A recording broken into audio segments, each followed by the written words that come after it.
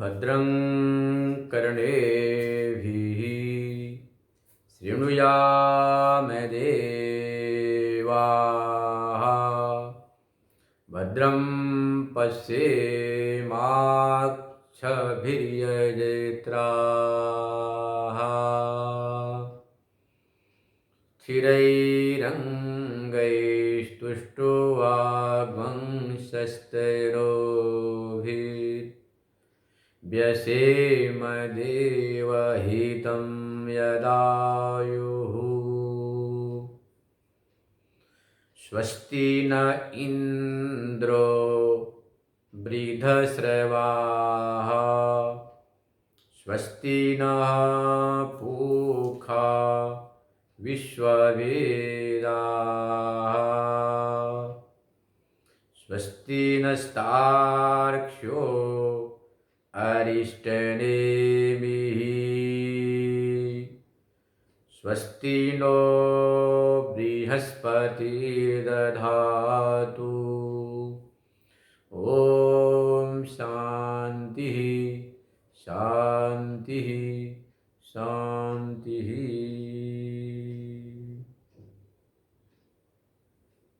हम सभी लोग मुंबापुरी प्रेमपुरी आध्यात्मिक संस्थान में बैठकर वेदांत का स्मरण कर रहे हैं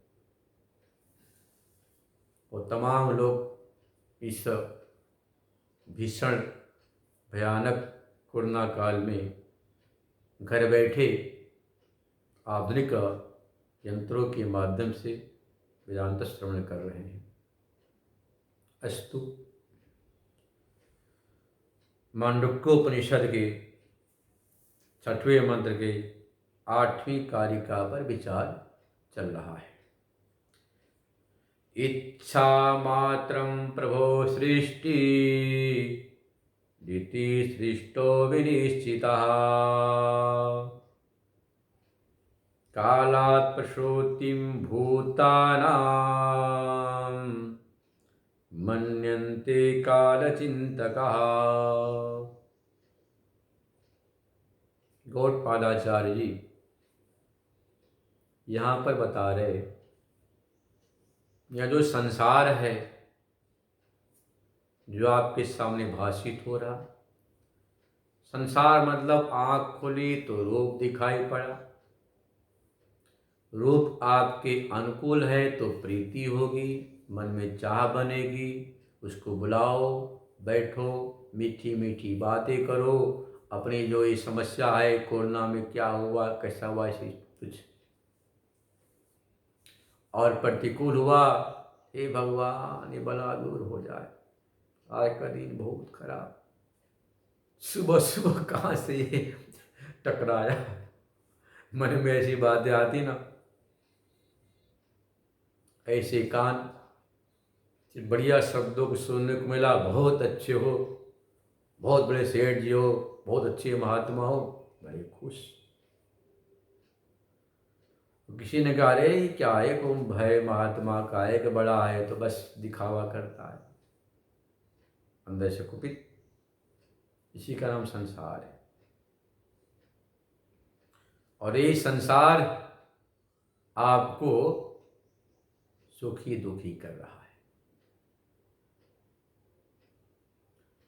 तो भी बता रहे कि ये संसार क्या है, ये सृष्टि क्या है, ये विश्व क्या है, की परिभाषा कर रहे हैं। जिस संसार से आप संतप्त हैं, जिस संसार से आप व्यग्र सुखी और दुखी हो रहे हैं, उस संसार की परिभाषा को मांडुक्य कारिका में बताया जा रहा है। यदि आप संसार की परिभाषा को ठीक ठीक समझ लेंगे, आपकी बुद्धि में बात बैठ जाएगी, चित्त में उतर जाएगा, तो मानो कि चैतन्य तो पहले से मौजूद है, कुछ करना तो है, उसकी अभिव्यक्ति अविद्या का नाश हो जाएगा। तो बता रहे कि इच्छा मात्र प्रभु सृष्टि। किसी विद्वान का मत है कि भाई इच्छा मात्र से सृष्टि का निर्माण हुआ, संकल्प मात्र से। और व्यवहार काल में ऐसा बहुत देखने को मिलता है। देखो, मनुष्य एक चूंकि सामाजिक प्राणी है और समाज में तमाम प्रकार के विचारधारा के लोग हैं, हजारों प्रकार के सोच समझ वाले लोग हैं। यहाँ पर संसार के विषय में सबके सोच समझ विवेक को रख रहे हैं कि हम लोग वेदांत में सुनते हैं विश्वम ब्रह्म आत्मैवदम ब्रह्म सर्वम खलुमिदम ब्रह्म तज्जलानि शांत उपासीत। सब कुछ ब्रह्म है तो क्या करना चाहिए? सर्वम खल्वमिदम ब्रह्म, सब कुछ निश्चित ब्रह्म ही ब्रह्म है। अरे ब्रह्म है तो क्या करें? तो बोला तज्जलानि शांत उपासीत। यदि आपने समझ लिया कि सब ब्रह्म ही ब्रह्म है तो फिर आपको चादर तान की सोने की जरूरत नहीं है। तज्जम तल्लम तदनीति, उसी परमात्मा से सब कुछ उत्पन्न हुआ, उसी में सब स्थित है, उसी में विलय को प्राप्त हो रहा है। ऐसा समझकर आपको इसका उपासना चिंतन करना चाहिए। उपासित चिंतन करो। उपासना बोलते हैं मानसिक चिंतन, विशेषण उपासना है, याद रखना। उपासना बोलते हैं मानसिक चिंतन, जो धारा है उतने समझने की धारा, उसको उपासना कहते हैं। ऐसा आचार्य ने भाष्य में अर्थ किया है। मानसिक क्रिया विशेष मान लो, बाह्य क्रिया विशेष को तो हम कर्म कहते हैं। और यदि भगवत प्रीत्यर्थ हो गया तो उसको निष्काम कहेंगे, और दुनिया के प्रीति के लिए हुआ तो सकाम कहेंगे।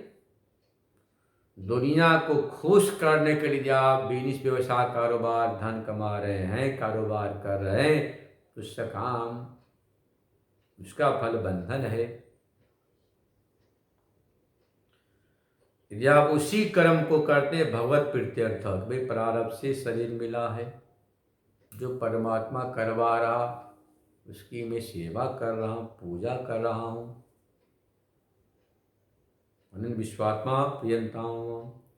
हमारे सत्कर्म से परमात्मा प्रसन्न हो, इस भाव से करते हैं तो वही आपका जो कर्म है वह पूजा हो जाएगा, निष्काम कर्म की संज्ञा होगी। और ये मानसिक क्रिया, मानसिक चिंतना किया आपने तो उपासना हो गई। दुनिया का चिंतन करेंगे तो वासना।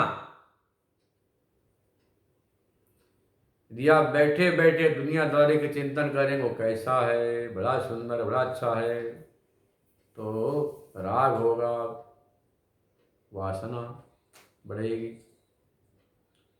और किसी की बुराई के चिंतन में तो द्वेष भावना होगी, इसको वासना कामना कहेंगे। और उसी चित्त से परमात्मा का चिंतन होगा तो उपासना संज्ञा हो जाएगी। तो मात्र यहाँ एक अपने सोच समझ को एक नई दृष्टि देने की जरूरत है।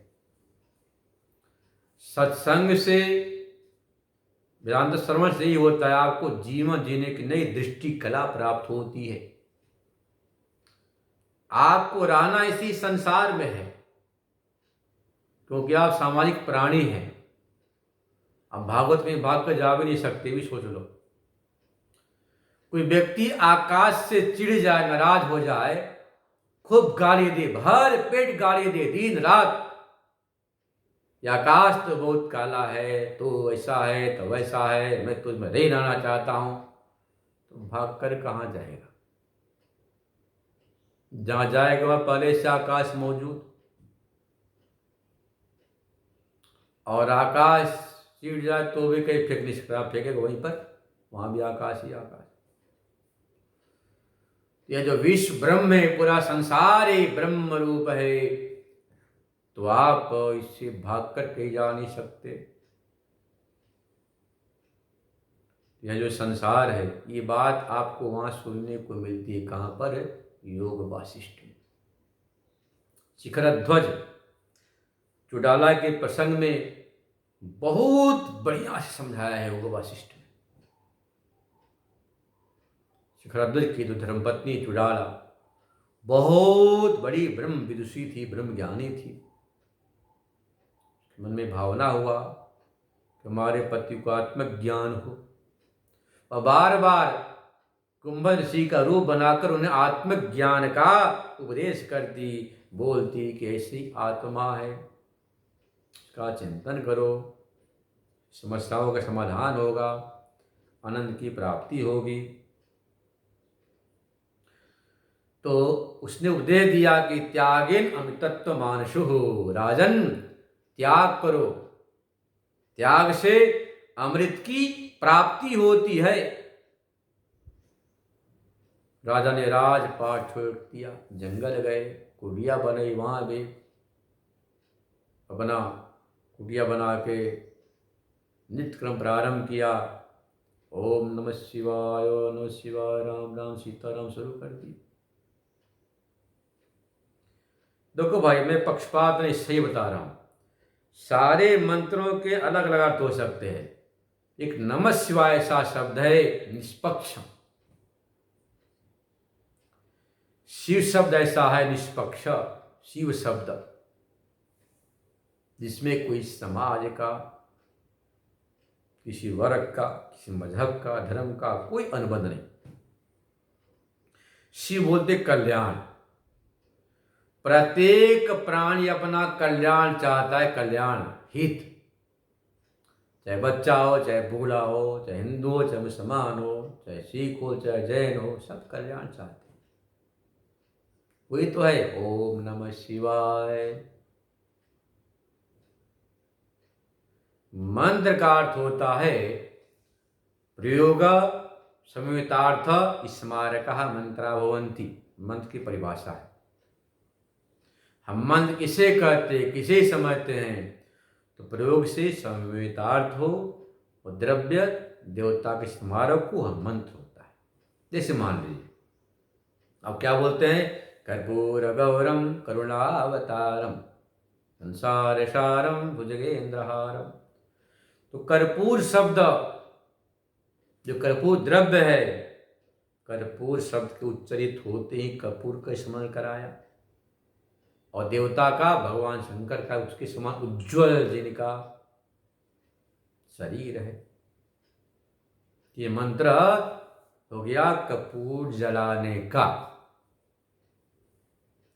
ऐसे ही आप समस्या से जूझ रहे हैं, परेशान हैं, कोरोना से बड़े दुखी हैं, तो मैं कहता सब छोड़कर सर्वधर्मान परित्यज्य मामेकम शरणं व्रज। बस ओम नमः शिवाय, ओम नमः शिवाय, ओम नमः शिवाय, ओम नमः शिवाय का जप करो, सबका कल्याण हो। शिव शब्द का अर्थ है कल्याण, सभी अपना कल्याण चाहते हैं। रोगी रोग दूर करना चाहता है, विद्यार्थी विद्या चाहता है, किसान खेती अच्छा चाहता है। तो ओम नमः शिवाय ऐसा है। तो देखो नारायण, यह जो संसार है, इस संसार को बता रहे हैं। इसी बात को चुड़ाला कुंभद ऋषि का रूप धारण करके उपदेश किया। क्या किया? त्यागेन अमृतत्व मानसु, सब कुछ छोड़, उससे अमृत की प्राप्ति होगी। अमृत मतलब कि मौत से छुटकारा। सब छोड़ दिया, कुटिया बनाए, फिर भी शांति नहीं। शुद्ध से और त्याग करो। अंत में शिखर ध्वज ने अग्नि जलाई और सोचा शरीर ही बचा है, हाथ पकड़ा तो डाला ने कहा सावधान, शरीर तकने से अमृत की प्राप्ति नहीं होती। शिखर ध्वज ने कहा कि महाराज, हमने आपको उपदेश से राजपाट छोड़ा, पुत्रों को छोड़ा, पत्नी को छोड़ दी, कुटिया भी छोड़ दी, आकाश के नीचे रह रहा हूँ, सूखे पत्ते नदी का पानी पी कर आ रहा हूँ, शरीर ही बचा त्यागने को। तब कुंभ ऋषि ने कहा कि राजन, तुमने कुछ भी नहीं छोड़ा है, तुम बताओ राजपाट तुम्हारा था? बोले हाँ। तो तुम्हारा कहाँ था? अरे तुम्हारे पैदा होने के पहले भी वह राज्य था, मरने के बाद राज्य रहेगा, तुम्हारा कैसे हुआ? तो आंखें खुल गई। तुम्हारा शरीर नहीं, पंचभूतों का शरीर है। कुंभ ऋषि ने कहा कि देखो, अहंकार को त्यागो, ईमान को त्यागो, वासना कामना को त्यागो। तब बात समझ में आई। तो त्यागन अमृतत्व मानसों का तात्पर्य है कि जो तुम्हारे मन में, क्या मन में है? तो प्रजा हात्य दा कामन सर्वान पार्थ मनोगतान आत्मन्यवात्मना तुष्ट प्रकृतोच्यते। तो तुम्हारे मन में वासनाएं कामनाएं तमाम भरी हुई हैं, उन तमाम वासनाओं कामनाओं को त्यागना ही त्याग कहलाता है। जो तुमने अपना मोह लगा रखा कि मैं मेरा मेरा, उसको त्यागना है। जो मैं लगा रखा मोहर, उसको त्यागो। मैं के मोहर को छोड़ना और तुम छोड़ना नहीं। हम क्या करते, क्या सोचते, क्या समझते? घर छोड़ो बाबा जी बन जाओ, वहाँ तो और 100 तरह के लफड़े। अरे यहाँ तो गरम गरम रोटी मिल जाती है, समय सब, और वहाँ बनोगे तो कौन? कुछ नहीं, सबसे संघर्ष करना पड़ेगा। तो त्याग मतलब कि जो आपके मन में जो खटर पटर चल रहा है ना, सृष्टि है, जिसको आगे इच्छा मत प्रो सृष्टि, जो तुम्हारी इच्छा से बनाई हुई जो दुनियादारी है ना, ये मेरा मित्र है, ये मेरा शत्रु है, ये अपना बेटा है, मेरी बेटी है, ये दोस्त है, दुश्मन है। किसी के माथे पर नहीं लिखा है ब्रह्मा ने, विधाता ने, ये किसी का शत्रु है मित्र, तो उन्हें बोला शत्रु है मित्र है। अच्छा, बिल्डिंग में कहाँ लिखा है कि फलाने नंद का बिल्डिंग है, फलाने सेठ का है? तुमने लिख दिया और तुम्हारे बेटे उठा के फेंक देंगे, कहीं जाओ समुद्र में रिपेयर के बहाने, मरम्मत के बहाने। यह जो आपके मनोगत इच्छा मात्र सृष्टि है, इच्छा से जो बनाई है ना, उसी इच्छा जनित सृष्टि है। उस सृष्टि के विषय में कहा कि त्यागन अमृतत्व मानुषो। यदि आपने समझ लिया कि संसार क्या है, तो आप संसार से बहुत दुखी हो रहे हैं ना, तो आप सोचो कि वास्तव में संसार है क्या? संसार आपकी इच्छा मात्र का खेल है, बस। को कहते हैं हम वृत्ति बोलते, इसी को वेदांत में क्या बोलते? वृत्ति। आपके मन की वृत्ति हुई और मन की जैसे वृत्ति बने, वैसे वृत्ति बनते ही संसार खड़ा हो गया। तो मन की वृत्तियां हैं, उस वृत्ति को आपको रोकना है। क्या मन की वृत्ति है? मन की वृत्ति क्या है कि मैं बड़ा भारी महात्मा, बड़ा भारी सेठ, बड़ा भारी शिक्षित, बड़ा भारी पढ़ा लिखा, सारी वृत्तियों को जो है ना अपने निकालना। यदि आपने अपने वृत्तियों को ठीक से रोक लिया, समझ लिया, जान लिया कि सारे वृत्ति का प्रवाह ही संसार है, तो वृत्ति का जो प्रवाह तरंगे, यह जो संसारा युग है, वहां से हटाकर आपको आत्माभिमुख करना है। इसी बात को रामायण में कहा, सन्मुख हो ही जीव जब मोही सकल अख नासहूं। भगवान कहते जैसे जीव सन्मुख होता है, जन्म कोटियग नासहूं, कोटि जन्मों का को नाश कर देते, सन्मुख हो जा।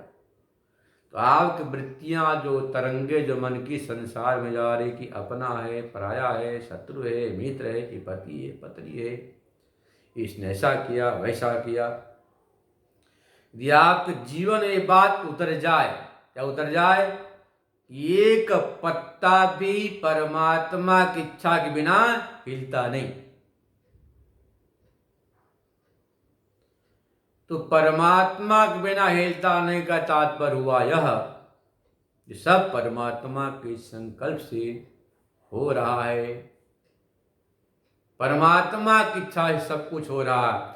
तो प्रत्येक घटना को आप अधिष्ठान चेतन से जोड़कर देखने लग जाएंगे, सारी समस्या समाप्त। जैसे आपके मन में यह निश्चय हो जाए कि प्रत्येक घटना उसी परमात्मा के संकल्प से हो रही है, वैसे ही आपको अब किसी भी अनुकूल प्रतिकूल घटना से सुख दुख नहीं होगा। जो परमात्मा कर रहा उसकी जो मर्जी, उसकी इच्छा, सब कुछ परमात्मा कर रहा, परमात्मा के मर्जी से हो रहा है। जब यह आपको निश्चय हो जाएगा, अधिष्ठान चेतन से हर घटना को जुड़कर देखने लगेंगे कि तेरी मर्जी, जिसमें तू राजी उसमें मैं राजी, कतन इसमें तेरी रजा उसमें मैं राजी, तो कोई विक्षेप नहीं हो। विक्षेप तब होता है जब हम अपनी मुहर लगा देते हैं। इतना है नहीं, देखो दुनिया को चला रहा परमात्मा, और मुहर क्या लगाते हैं कि ऐसा होना चाहिए, ऐसा नहीं होना चाहिए, इसी का नाम तो है मुहर। मतलब आप अपने दृष्टिकोण से दुनिया को चलाने का जो एक निष्फल कोशिश करते हैं, व्यर्थ की, यही कोशिश, यही सोच, यही समझ आपको दुखी करती है। संसार तो अपने ढंग से चल रहा, चलाने वाला चला रहा संसार को, तो चलाता हो क्या कहता है, हमें कर्तृत्व न कर्माणि, न मुझे मैं कर्तापन है, न मुझे में कर्म है, सब प्रकृति से चल रहा हो तो ऐसा कहता। और आप मुहर लगा देते हैं कि ऐसा हो ऐसा न हो। तो ऐसा हो ऐसा न हो जो आप यह एक मुहर लगा देते हैं, ये सोच आपको पीड़ित करती है। मतलब कि आप सभी को बंदर बंदरियों के समान नाचता हुआ देखना पसंद करते हैं, है ना। जैसे मदारी क्या करता है, मदारी रस्सी में 5 बानरों को बांध देता, 5 बकरियों को, और डुमुक डुमुक नचाता है, तो बड़े मजा लेते। और जब नहीं नाचता उसके अनुसार तो डंडे में दिखाता। ऐसे आप चाहते हैं कि संसार के लोग बस सबकी नकेल, सबकी रस्सी हमारे हाथ में हो, मैं जैसा कहूँ वैसा हो, जैसा मैं चाहूँ वैसा हो, सब मेरे मन मुताबिक करे, यही सोच समझ आपको दुखी कर रही। अरे मनुष्यों की बात जाने दो, जब कथन कि हमारे इतने प्यारे पुत्र है, प्यारी पत्नी है, लाला लाली हमारे बात नहीं मानते, बड़े दुखी होते। आपकी बात एक मच्छर भी नहीं मानता है। मच्छर जहाँ कमरे में रहता है, एसी में रहता है, वो भी नहीं मानता है। आपको हे मच्छर देवता जरा 4 घंटा बाहर चले जाओ, सोने दो, मुझे तंग मत करो, तो मच्छर बताओ कि मानेगा?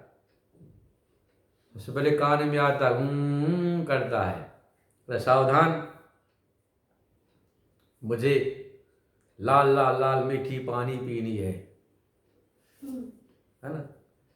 तो एक मच्छर भी छोटा सा प्राणी आपकी बात नहीं मानता तो आप क्या करते भाई, बताओ क्या करते हो? आप मच्छरदानी लगा लेते हैं। ये सब गुड नाइट फूड नाइट तो बहुत नुकसान करते शरीर को। क्या करते, मच्छरदानी लगा लिया, अब मच्छर एक नहीं 1000 घूमो, कोई फर्क नहीं पड़ता आपको, मस्त। ऐसे ही ये दुनिया वाले आपकी बात न माने तो खुश होना चाहिए, नाराज नहीं, जैसे प्रभु की इच्छा। पर होता यही कि हम जो है ना पूरे संसार को अपने मुट्ठी में रखकर नचाना चाहते हैं। और सबकी सोच ऐसी भी है कि बच्चा भी चाहता है कि पापा और मम्मी मेरी बात माने, मेरी फरमाइश मानते जाएं। ऐसे ही पिता चाहता है कि हमारी बात माने बेटा, पति चाहता है कि हमारी बात पत्नी माने, पत्नी चाहती है हमारी बात पति माने। सब एक दूसरे को मनवाने में लगे हैं, कोई मानने को तैयार नहीं। सारी समस्याओं की जड़ ये है ना, समस्याओं का जड़ कहाँ छुपा है? तमाम समस्याओं का जड़ छुपा है कि हम एक दूसरे को मनवाना चाहते हैं और मानने को राजी नहीं। सोचो, आप चाहते हो कि आपके मान्यता को माने, रोज चाहते कि हमारे मान्यता को माने, टकराव तो होना ही होना है। इसलिए भगवान स्पष्ट कर दिया कि देख अर्जुन, चक्कर में मत पड़, हिंसा क्या हिंसा क्या, शास्त्र को देखो। शास्त्र क्या कहता है बार बार? तस्मात् शास्त्र प्रमाणम ते कार्यम कार्य कार्य व्यवस्थितो। कर्तव्य कर्तव्य की व्यवस्था शास्त्र के द्वारा होती है, मनमाने ढंग से नहीं होती है। यह बात पृथ्वीराज चौहान को मालूम पड़ जाती, पर देश हमेरा गुलाम नहीं होता। महाभारत का बड़ा सुंदर प्रसंग आता है। अर्जुन कहता है प्रभु, ये हमारे गुरुदेव द्रोणाचार्य हैं, ये ब्राह्मण हैं, उन्होंने मुझे बहुत कुछ सिखाया है लाड प्यार दुलार के साथ, इनको कैसे मारो? मेरे हाथ कांप रहे हैं, धनुष से बाण गिर रहे हैं। भगवान ने कहा अर्जुन, ये द्रोणाचार्य नहीं, ये आताई है, शत्रु तेरा है। जिसके हाथ में धनुष बाण हो, जो तुम्हें मारने के लिए आए, जो है ना आग लगाए, जहर दे, कहते हैं कि तम आयंतम हन्यात, तम आयंतम अतिरादेव हन्यात, तुरंत बिना विलंब किए उसको भी मार देना चाहिए, ऐसा ताकत आता था। पहले ब्राह्मण द्रोणाचार्य गुरुदेव, कुछ शक की बात नहीं, पर आज इस समय ब्राह्मण नहीं, न तो गुरुदेव है, ये तो तुम्हारे प्राणों का प्यासा है। जो प्राणों का प्यासा हो, जो देश को मिटाना चाहे, चाहे कोई भी उसे क्षमा नहीं करना चाहिए, वह अक्षम्य होता है। इस बात को समझ लेते पृथ्वीराज चौहान, तुम्हारा देश आज इस तरह से गुलाम नहीं होता, पराधीन नहीं होता वर्षों तक। परंतु भगवान की ऐसी इच्छा, सब भगवान की इच्छा से होता है, अपनी कल्पना करने का ऐसा वैसा न हो, भगवान की ऐसी इच्छा, जैसी इच्छा वैसी हो रही। तो यहां पर भी आपको विचारने की जरूरत है कि हमें अपने मान्यताओं को दूसरे के ऊपर थोपने की जरूरत नहीं। आपकी सोच समझ अच्छी है, इसका प्रमाण शास्त्र है। पर शास्त्र यह भी कहता है कि भाई किसी को उपदेश करो, मान ले अच्छी बात है, न माने उसकी इच्छा। पर हम क्या करते, अपनी इच्छा को इतना दिए महत्व, उसी महत्वाकांक्षा को पुष्ट तृप्त तुष्टिकरण करने के लिए फिर हम विक्षिप्त हो जाते हैं कि हाय अब क्या बताए, घोर कलयुग आ गया, किसी कोई सुनता नहीं, किसी कोई मानता नहीं, किसी कोई पहचानता नहीं। मतलब पहले तो इच्छा से संसार खड़ा कर लिया, मैं हूँ बड़ा भारी महान आदमी, लड़का घर का सेठ, घर की मालकिन, मैं मठाधीश, फलानाधीश, विद्वान ब्राह्मण, सबसे महान हूँ, लोग मुझे नहीं समझते मैं कैसा हूँ, मेरे लोग कीमत नहीं करते। इच्छा से आपने अपने महत्वाकांक्षा को बढ़ा लिया। जब महत्वाकांक्षा जब पुष्ट नहीं होती, तृप्त नहीं होती, तुष्टिकरण नहीं होता, पुष्टिकरण नहीं होता है, तब क्या कहते हैं कि घोर कलयुग आ गया। इसी को बोल रहे नीचे, कालात् पशुतिम भूतानाम मन्यन्ते काल चिंतका। अब आगे काल चिंतक, अरे भाई घोर कलयुग आ गया, और इस घोर कलयुग में ये जीवात्मा ऐसे ही है, जीवात्मा ऐसे ही है, कोई किसी की बात सुनने को राजी नहीं, सब अपनी बात सुनाना चाहते पर कोई सुनने को तैयार नहीं। यह घोर कलयुग है। कल तक जो हमारे पैरों तले बैठता था, सेवा करता था, आज तो हमारे सिर पर बैठना चाहता है। घोर कलयुग। तो काल चिंतक क्या करते हैं, कालक प्रसूति भूतानाम, ये पूरा संसार कालक्रम से निर्मित है। सृष्टि कारण क्या काल है। वे कहते हैं कि देखो भाइयों, सर्दी में सर्दी लगती है, सर्दी में अलग से पौधे पेड़ तैयार होते, गर्मी में गर्म, वर्षा। ऐसे सतयुग में सत्व प्रधान प्राणी, त्रेता में यज्ञ प्रधान प्राणी, द्वापर में तांत्रिक यज्ञ प्रधान, कलयुग में एक नाम संकीर्तन की प्रधानता। तो भाई घोर कलयुग, इसलिए चिंता की बात नहीं, ये कली काल में सब ऐसा ही होता है। यह बात कौन कहते हैं, यह काल चिंतक। इसको कालिकाकार कहते हैं, कालात् पशोतिम भूतानाम मन्यन्ते काल चिंतकः। बस हर घटना को वह काल से जुड़कर देखते हैं। याद रखना, अपना सिद्धांत क्या है कि प्रत्येक घटना परमात्मा से जोड़कर देखना। आप कर्मकांड अपने घर में कर्मकांड करवाते हैं, कर्मकांड में क्या होता है, विनियोग, मतलब संबंध जोड़ना। इस क्रिया को फलाने देवता से मैं जोड़ रहा हूं, संबंध स्थापित कर रहा हूं। संबंध बनाने का नाम विनियोग है। जल छोड़ के नीचे ना, इति विनियोग अमुक देवता प्रत्यर्थे विनियोग। तो क्या कहते हैं काल चिंतक, सब घटना काल से, अरे भाई ऐसा काल आ गया, समय खराब चल रहा। जब जरासंध हो गया पराजित,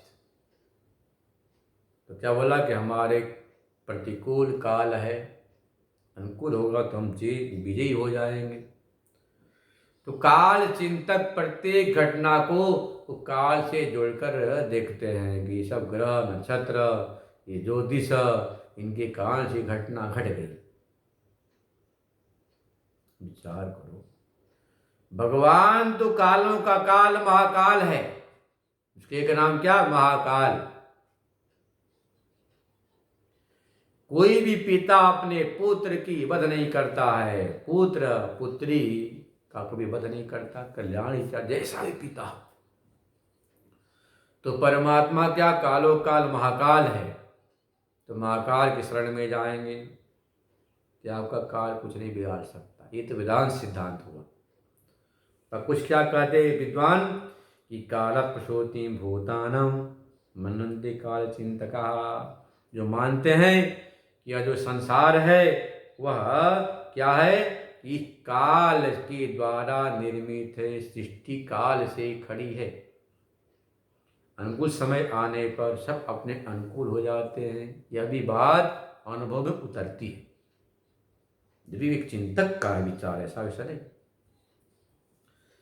विद्वान ने अपना अनुभव लिखा कि सब कुछ काल से वह भी सुनने को देखने को मिलता है। आपके अनुकूल समय आता है तो तमाम चीजें अपने आप अपने अनुकूल बन जाती हैं, और आपका जब प्रतिकूल समय आता है, विपरीत समय आता है, तभी आपके शुभ चिंतक सब विपरीत हो जाते हैं। ये सभी को अनुभव में आता है। तो उस समय क्या करना, तो परमात्मा को पकड़ के रखना। यदि आपने अपने जीवन में परमात्मा को ठीक से कस के पकड़ लिया, इससे चित्त से मन से, जैसे बोलते हैं क्या भाई बताऊं, हमारे मन से फला घटना भूलती नहीं, छूटती नहीं, मिटती नहीं। हमारा मन घटना को ऐसा पकड़ के बैठ गया है कि मन जो है ना मानता नहीं, तो मन पकड़ लेता। ऐसे आपको क्या करना, जैसे मन संसार किसी घटना को पकड़ लेता है, फिर विक्षिप्त हो जाता है, सुखी दुखी होने लग जाता है, ऐसे आपको अपने मन से परमात्मा को पकड़ लेना है। यदि आपने अपने मन में परमात्मा को ठीक से पकड़ के बिठा दिया, कहां पर, हृदय रूपी सिंहासन पर। इसका प्रमाण क्या है, यदि आप हृदय रूपी सिंहासन पर आत्मा राम बैठ जाएंगे तो भी ये काम क्रोध मद लोभ को अवसर नहीं मिलेगा। जो आप अपने कामनाओं को पूरा करने के लिए परेशान हो रहे, सुखी दुखी, ये सब नहीं होगा। पर कब होगा, यदि आपने अपने अंतःकरण हृदय रूपी सिंहासन पर परमात्मा को बिठा दिया। यदि आप हृदय रूपी सिंहासन पर, कामदेव का शासन होगा, क्रोध देव का, लोभ देव का, तो फिर आप सुखी दुखी होते रहेंगे। यह विचार करने की बात है। मनुष्य अपनी इच्छाओं को, कामनाओं को पूरी करता करता करता करता पूरा हो जाता, पर अभी तक, आज तक इतिहास में किसी भी आदमी की इच्छा पूरी नहीं हुई है, तो बता, किसी की पूरी नहीं। जब भगवान राम के जो पिता दशरथ महाराज, वसुदेव महाराज, ब्रह्म के बाप दशरथ महाराज, वसुदेव महाराज, जिनकी पुत्री साक्षात भगवती सीता, उनकी इच्छा पूरी न हो सकी। बोले हा राम, तुम्हारा राज्य नहीं देख सका, राज्याभिषेक देखने को अवसर नहीं मिला। कि आज कलयुगी जो आपके नाती पोते बेटे इच्छा पूरी कर पाएंगे, हैं? सोचो, जो ब्रह्म का बाप है, राम का दशरथ महाराज, जिनकी साक्षात शक्ति पुत्री सीता बहू,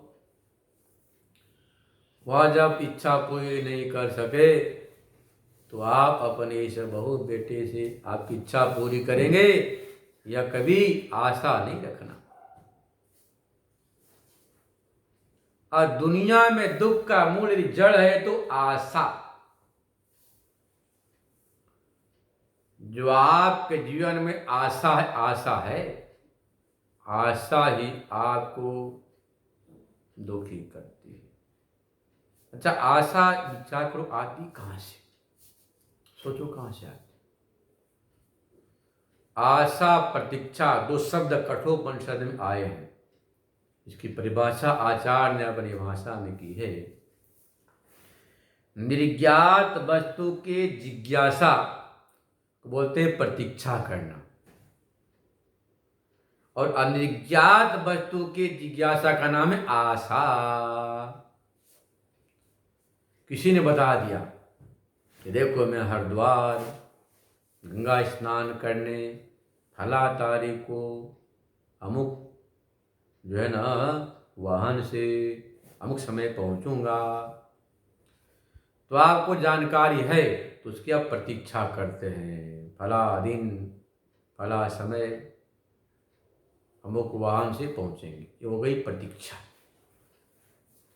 और आशा कहलाती अनिर्ज्ञात वस्तु की जिज्ञासा, आप जानते हैं नहीं,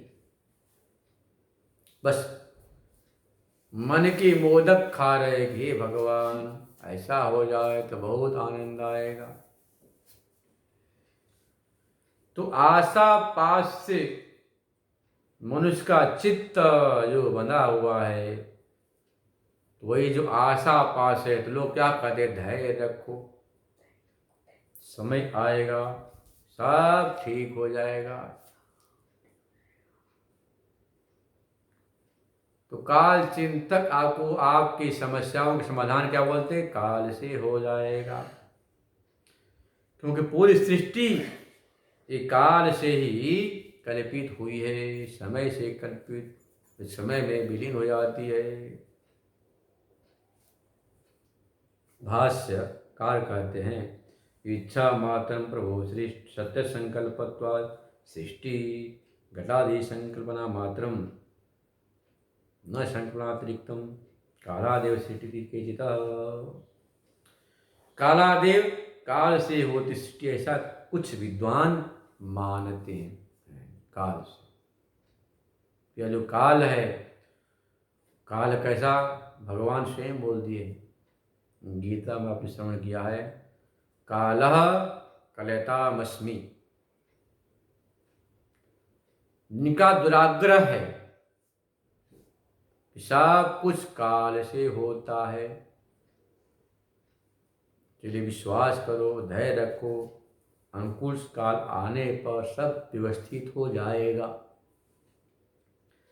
ऐसी जो सोच वाले समझ वाले हैं, क्या सोच समझ है कि बस सब कुछ काल ही करता है, काल से सब ठीक हो जाएगा, अनुकूल समय आने पर सब ठीक हो जाएगा, उनके लिए भगवान श्री कृष्ण ने गीता में क्या बताई, कालः कलयतामस्मि, मैं काल रूप भी हूं। देखो भगवान तो अनंत रूप है, भगवान किसी रूप विशेष में परिच्छिन्न नहीं है, सीमित नहीं है।